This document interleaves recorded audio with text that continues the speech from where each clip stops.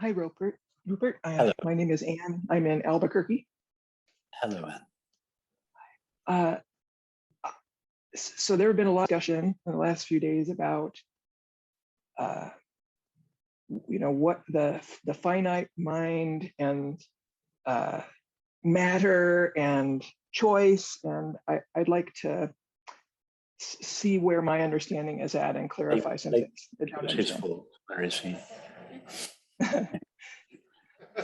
So the finite mind is a localization of infinite awareness, right? Yes. And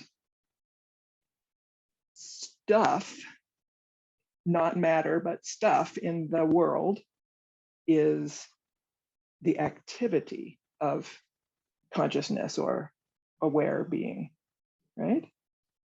Yeah.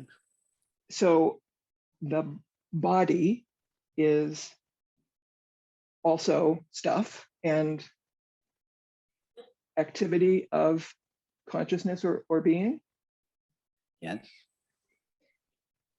And so there seems to be a one-to-one relationship between a particular finite mind and a particular activity of consciousness.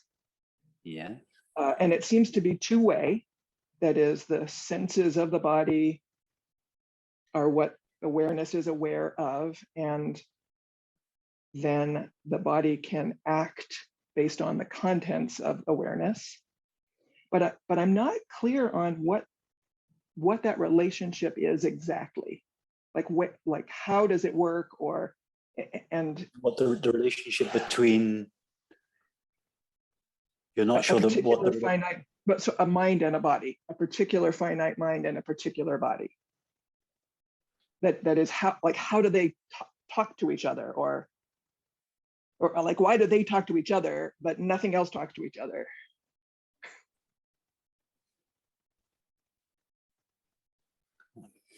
How are they connected?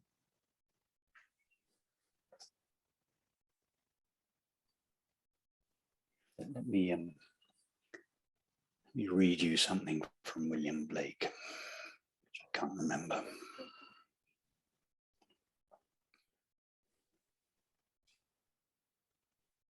Francesca always makes me turn my phone off, so it takes so long to.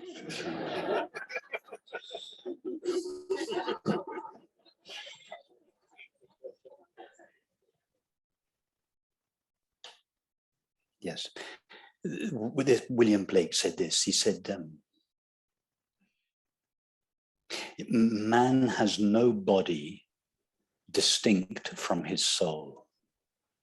For that called body is a portion of the soul discerned by the five senses, the chief inlets of soul in this age."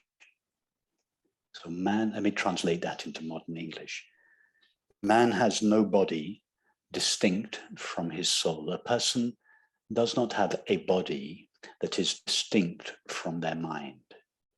That which we call body is that portion of the mind that is perceived by the five senses. That's an amazing thing to say. William Blake said that in the late 18th century. Incredible insight. A person does not have a body that is distinct from their mind. What we call the body is just the portion of the mind that is discernible to the five senses. That's the consciousness only model. What he's then let's put that in the context of our discussion. The reality of the universe is infinite consciousness. The universe is the universe as we know it is what the activity of infinite consciousness looks like from our localized perspectives. What is our local? So infinite consciousness localizes itself as the finite mind, and it views the unlocalized portion of itself as the universe. Now, what does the localized portion of itself look like? The body. That's why when you close your eyes, Anne, you don't experience yourself as a body. You experience yourself as a bundle of thinking, sensing, feeling, and perceiving. But we don't experience you as a bundle of thinking, sensing, feeling, and perceiving. We experience you as a body.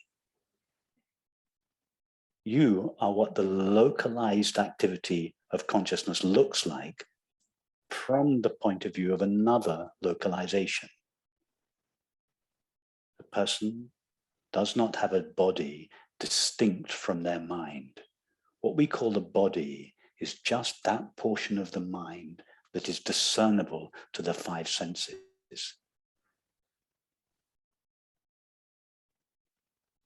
William Blake was one of the great tantric masters of the Western tradition. So that's the relation. In other words, there is no relationship between the body and the mind, because there can only be a relationship between two things. The body appearance of the internal experience of mind. Internally, we experience mind.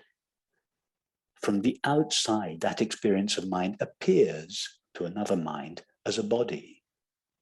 The body is the extrinsic appearance of the finite mind.